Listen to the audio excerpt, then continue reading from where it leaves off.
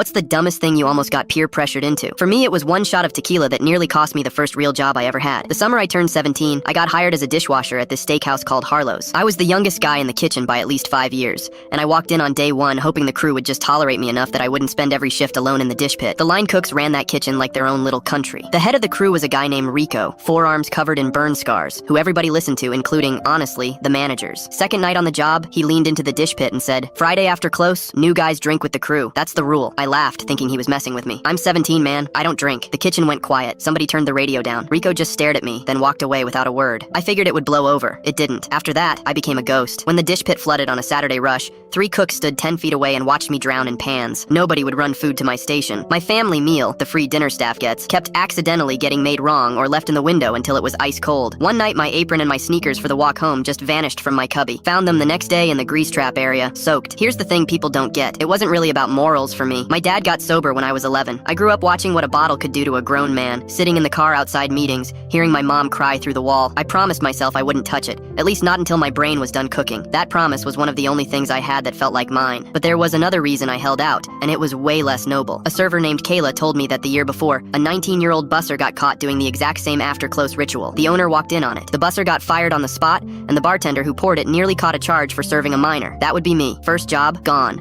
with a story my dad would never get over. So I said no. Every Friday, Rico would raise an eyebrow at me on his way to the walk-in where they kept their stash.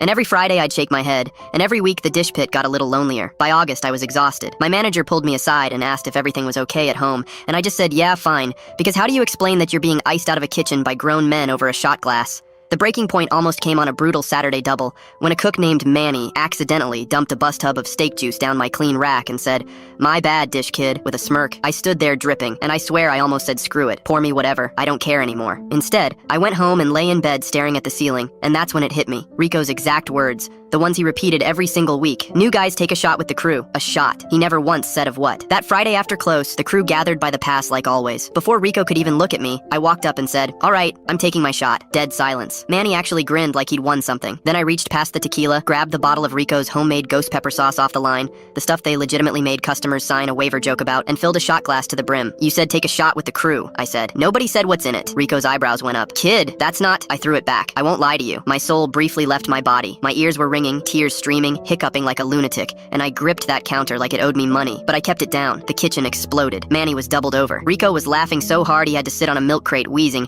This dude took a shot of the Reaper sauce. When he finally caught his breath, he grabbed a cold soda from the lowboy, cracked it open, and handed it to me himself. "Sit down, dish kid," he said. "You earned it. Nobody ever asked me to drink again, and my shoes never touched the grease trap after that either."